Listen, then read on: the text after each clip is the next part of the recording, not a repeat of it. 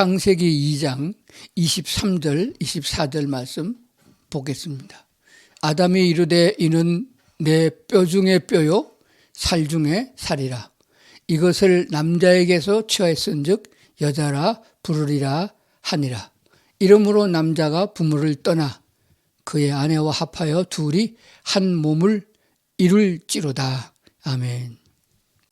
오늘은 창세기 2장에 있는 말씀 중심에서 700년이 넘도록 같이 살고 싶은 남자, 가로 열고 여자가 있나요? 이런 좀 특이한 제목으로 말씀을 드리려고 합니다. 가장 가까운 이웃, 가깝게 살고 있는 부부간에 있어서 우리 땅에서 평생 살아도 100년 살기가 힘든데 아주 넉넉 잡고 700년 그 이상 같이 붙어서 살고 싶은 남편이나 아내가 있느냐라고 하는 질문이 되는 것입니다. 에베소서 5장 31절 32절입니다. 그러므로 사람이 부모를 떠나 그의 아내와 합하여 그 둘이 한 육체가 될지니. 창세기 있는 2장에 있는 말씀 꼭 같죠. 근데 이 32절에 가보니까 에베소서 5장 32절에 보니까 이 비밀이 크도다. 나는 그리스도와 교회에 대하여 말하노라 라고 했습니다. 부부를 이루어서 살고 있는 한 몸을 이루고 살고 있는 사람들의 생활, 삶을 왜 비밀이 크다고 그랬는가? 부부 사이에 무슨 비밀이 큰 것이 있나요? 이 비밀이 크도다. 나는 그리스도와 교회에 대해서 말한다. 이렇게 말씀하셨습니다. 오늘 저는 그래서 창세기에 있는 말씀과 에베소서 5장에 있는 말씀을 종합해서 하나님께서 부부 관계를 통해서 이루어지는 그 사건이 큰 비밀 속에 쌓여 있으며 이것은 영적 눈을 뜬 사람들이 알 수 있는 내용이 되는 것이라고 말씀을 드리고자 하는 것입니다. 바울은 말하기를 나는 그리스도와 교회에 대하여 말하고 온다 이렇게 하셨습니다. 무엇을 말하고 있는가 한번 생각을 해보도록 하겠습니다.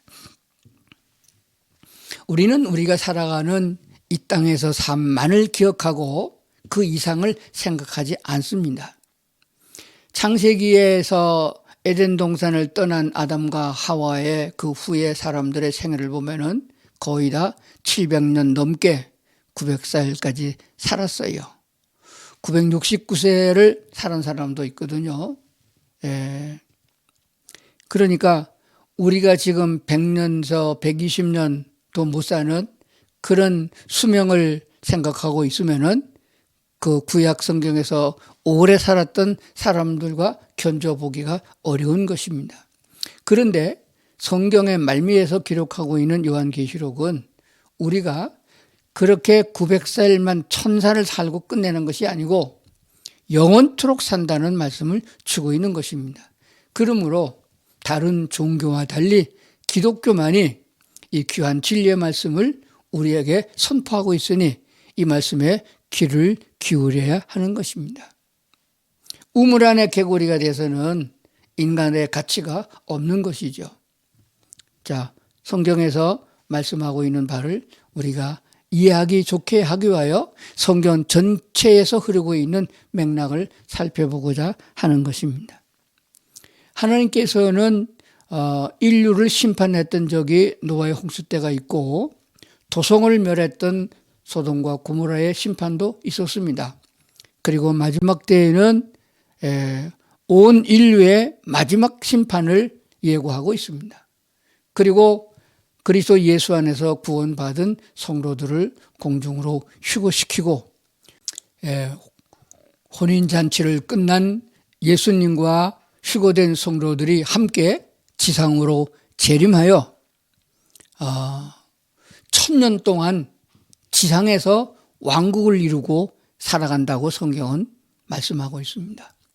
우리 주 예수님께서 친히 통치하시는 모든 사람이 살아가는 삶을 이어가는 아주 원 없이 지상에서 살아가는 삶을 1000년 동안 주시고 그 후에 무저강에 갇혀있던 마귀 사탄이 잠시 동안 노임으로 말미암아 또다시 아비규환을 이루는 지옥 같은 전쟁에 휘말리게 되어지고 아주 하나님의 선택된 백성들을 아주 작사를 내기 위하여 연합군을 이루어서 때같이 볼때같이 달려들어서 유대인을 다 몰살하려고 덤벼들었지만은 하나님은 그들을 다 죽이시고 이스라엘의 승리를 예고하고 있습니다. 그런 후에 백보자 심판이라고 하는 심판을 거쳐서 영원한 천국과 또 지옥을 나누어서 분별을 하여 지옥에서 영원히 살 사람은 지옥에서 영생하도록 하는 그런 내용을 성경은 가르치고 있습니다. 그러므로 에덴 동산은 낙원이로되 우리가 가야 될 천국의 예표로 보여준 것이며 정말 하나님이 원하시고 우리를 부르시고 약속한 것은 이스라엘 백성이 살아왔던 가나안 땅을 지금 팔레스타인 땅을 말하는 것이 아니고 하나님의 통치하시는 하나님의 왕국, 하나님의 나라를 말씀하고 있는 줄로 믿습니다. 그렇다고 하면은 오늘 부부가 살아가는 결혼해서 사는 삶과 예수 그리스도와 교회의 관계를 비밀이라고 말씀하셨는데 그것을 우리가 생각하면서 무엇을 어떻게 우리가 준비해야 되며 주님을 따라가는데 필요한 것이 뭐냐 하는 생각을 해보고자 하는 것입니다. 그래서 성도들이 가장 소망을 가지고 있고 꿈을 꾸고 있는 것은 바로 주님께서 이 땅에 오실 때에 공중에서 주를 영접하는 휴거의 내용을 살펴보고자 하는 것입니다. 구약에서 대표적인 인물이 에녹이라는 사람이 있고 그리고 엘리야라는 사람 두 사람이 있습니다. 자, 에녹과 엘리야에 대한 얘기를 성경에서 잠시 동안 보겠습니다. 창세기 5장 24절입니다. 에녹이 하나님과 동행하더니 하나님이 그를 데려가심으로 세상에 있지 아니하였더라. 이렇게 말씀하셨습니다. 이 창세기 5장의 에녹에 대한 얘기를 히브리서 11장 5절에서는 이렇게 설명하고 있습니다. 믿음으로 에녹은 죽음을 보지 않고 옮겨졌으니 하나님이 그를 옮기심으로 다시 보이지 아니하였느니라. 그는 옮겨지기 전에 하나님을 기쁘시게 하는 자라 하는 증거를 받았느니라. 이렇게 말씀하고 있어요. 열왕기상 2장 11절에 보면은 엘리야에 대한 얘기가 나옵니다. 두 사람이 길을 가며 말하더니 불수레와 불말들이 두 사람을 갈라놓고 엘리야가 회오리 바람으로 하늘로 올라가더라고 했습니다. 엘리사와 엘리야가 함께 길을 가다가 엘리야는 불수레와 불말을 타고 하늘로 올려갔고 엘리사는 그 엘리야가 벗어 던진 겉옷을 가지고 선지자들이 있는 선지동산으로 돌아오게 된 것입니다. 자, 에녹에 대해서 설명한 내용은 300년 동안이나 하나님과 동행하며 지내다가 하나님이 그를 데려갔다라고 했습니다. 그 밑에 다른 사건들은 별로 없었어요. 에녹이라는 사람이 무엇을 어떻게 했느냐 구체적인 내용이 없습니다. 그런데 분명한 사실은 히브리서에 가서 말하기를 옮겨지기 전에 에녹은 하나님을 기쁘시게 하는 증거를 받았다. 하나님을 기쁘시게 하고 300년 동안 주님과 동행하다가 하늘나라로 갔다. 이렇게 기록하고 있습니다. 그러나 엘리야는 좀 다릅니다. 아합 왕과 견주어서 심한 고통을 당한 사람이에요. 아합 왕이 악한 정치를 내서 하나님 여호와를 경외하기 위하여 애굽에서 건져난 그 백성들을 우상 숭배에 빠지게 하고 우상을 숭배하게 하고 하나님을 섬기지 못하게 한 죄를 범하여 많은 선지자들도 그런 정치적인 권력에 빌붙어서 여호와를 경외하지 않고 하나님을 모독하고 하나님을 괴롭힌 사건이 있었습니다. 엘리야 선지자는 올곧게 너희는 여호와께로 돌아와야 된다. 하나님만 섬겨야 된다. 나중에는 견디다 못해가지고 참 하나님이 과연 누구냐 시합을 하자, 내기를 하자. 그래가지고 바알과 아세라상을 섬기는 선지자들을 450명을 모아놓고 제단에 불을 붙여서 제물을 태우는 신이 참신이다 하는 내기를 하게 된 줄로 압니다. 엘리야가 하나님께 기도했더니 하나님은 단번에 응답을 주셨습니다. 그러므로 참신이 누군가 하는 것을 모였던 많은 사람들이 보고 입증한 것입니다. 백성들이 들고 다녀 돌로 쳐서 450명의 거짓 선지자를 다 죽인 사건이 있었습니다. 그 소식을 들었던 아합 왕과 이세벨이 무엇이 어째? 그러면서 엘리야를 잡아 죽이겠다고 군사를 풀었습니다. 그러니까 정치적인 권한을 갖고 있는 아합 왕은 자기들이 군사적인 힘으로 한 사람 엘리야를 못 죽이겠느냐 하는 심사로 나선 것이죠. 그 큰 능력을 행한 하나님의 능력으로 그런 일을 행한 하나님의 종이지만은 자기 목숨을 노리는 그런 권력 앞에서는 힘을 잃을 수밖에 없었다고 생각합니다. 그래서 광야로 나가가지고 한 나무 그늘에 주저앉아서 하나님 앞에 하나님 나는 이제 더 이상 힘이 없고 버틸 능력이 없습니다. 차라리 내 생명을 거둬가시길 바랍니다. 라고 하나님 앞에 고개를 조아린 모습을 보게 됩니다. 그때 하나님이 나타나서 말씀하기를 아니다.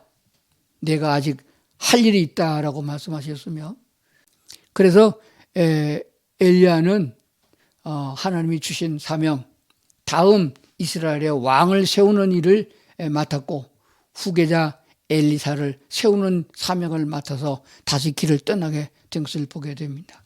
제가 이런 얘기를 이렇게 길게 하는 이유는 에녹과는 달리 엘리사는 큰 고통과 싸움과 위협과 고난을 당하면서 가까스로 목숨을 부지하고 그 가뭄을 견뎌내면서 과부의 집에서 얹혀서 얻어먹으면서 사명을 끝까지 감당하고 그리고 하늘로 들림을 받은 휴거한 사람이에요.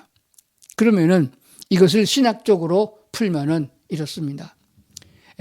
평안하게 그리스도 예수의 은혜를 따라 성령의 은혜를 따라 예수 그리스도를 구주로 영접하고 믿음을 가지고 찬양하며 감사의 예배를 드리며 살다가 주님께서 마지막 심판을 위하여 재림할 적에 공중으로 휴거되어져서 주님을 만나 더불어 혼인잔치에 들어가는 휴거를 에녹과 같은 휴거라고 말하는 것입니다. 별 고생을 안 하고 기쁨과 감사함으로 즐겁게 신앙생활을 하다가 천사의 나팔 소리가 울릴 적에 들림을 받아 공중에서 주를 영접하는 휴거를 에녹의 휴거라 그렇게 말합니다. 휴거되지 못하고 남아있는 사람들은 7년 대환란의 고난을 겪게 되는 것입니다. 아마겟돈 전쟁도 겪어야 되는 것이며 악한 사탄의 그 아주 노골적인 회방으로 말미암아 믿음을 지키기가 아주 어려워 순교자가 수없이 나오는 그런 상황에 때를 7년 동안 지나게 된다고 성경은 가르치고 있거든요. 교회는 나가면서도 그리스도 예수를 구주로 영접하지 않고 그냥 왔다 갔다 종교 생활만 하다가 그 7년 대환란에 들어간 사람들이 말씀을 그제서 깨닫고 그래도 고통스럽고 힘들더라도 우상에게 절하지 아니하고 여호와 하나님을 경외하고 신앙생활을 해야 된다. 그래서 예수님을 그제서 마음에 나의 주인으로 영접하고 올곧게 신앙생활하는 사람들이 생겨날 것이라고 예언합니다. 그래서 이삭줍기 구원이라고 또 표현을 합니다. 그렇게 해서 주님께서 지상 재림하기 전에 휴거되어 순교한 사람들이 휴거되어서 다시 지상으로 재림하는 그런 상황을 말씀하셨거든요. 그렇게 순교하고 휴거되어 올라가는 휴거를 엘리야 휴거라고 표현을 하는 것입니다. 신약성서에 돌아와서 에베소서 5장에서 말씀을 다시 보겠습니다. 이 비밀이 크도다. 나는 그리스도와 교회에 대하여 말하노라. 그 말씀하신 이 말씀을 제가 말씀을 드리겠습니다. 무슨 비밀이 큰가요? 에덴 동산에서 있었던 아담과 하와는 둘이 부부가 되어 한 몸을 이루었다. 한 육체를 이루었다. 두 몸이 한 몸이 됐다라고 말씀하시는 것입니다. 남녀가 결혼을 할 적에는 이 세상을 살아갈 때 모든 사랑을 다 포함하여 압축한 것만큼 큰 사랑의 감동적인 모습으로 부부가 되는 것이고, 몸을 섞어서 한 몸을 이루는 것입니다. 그것이 기쁨이요, 그것이 우리의 삶 속에 가장 희열이 큰 그런 상태라고 하는 것을 우리가 경험하게 되는 것이에요. 그렇기 때문에 하나님과 우리 성도들의 상태, 예수 그리스도를 신랑으로 하고 신부된 성도들이 주님을 만나서 살아가는 삶이 그와 같은 기쁨이 있는 삶이어야 된다고 하는 사실을 생각해 봐야 됩니다. 이렇게 되기 위해서는 성경은 뭐라고 말씀하고 있느냐? 창세기에서 말씀을 다시 보겠습니다. 이러므로 남자가 그 부모를 떠나 그의 아내와 합하여 둘이 한 몸을 이룰지로다 라고 했습니다. 자, 그의 아내와 합하기 전에 뭐가 필요하나요? 부모를 떠나야 되는 것이에요. 본질적으로는 부모를 떠나서, 결혼을 하게 된 부모를 떠나서 아내와 더불어 즐거운 생활을 하도록 되어 있는 것이 성서적이며 원칙이 되어집니다. 그래서 부모를 떠날 적에는 몸만 떠나는 것이 아니고 경제력도 떠나서 자립해야 되는 것입니다. 그럼 우리의 신앙은 어떻게 되는 것이냐? 고대로부터 우리나라 사람들이, 특히 이방인들이 예수를 믿을 때에 그것이 우상 숭배인 줄도 모르고 그렇게 허랑방탕하고 살았던 생활에서 벗어나서 그거를 완전히 돌아서서, 즉 떠나서 그리스도 예수 안으로 들어와서 주님과 동행하는 삶을 사는 것을 말하거든요.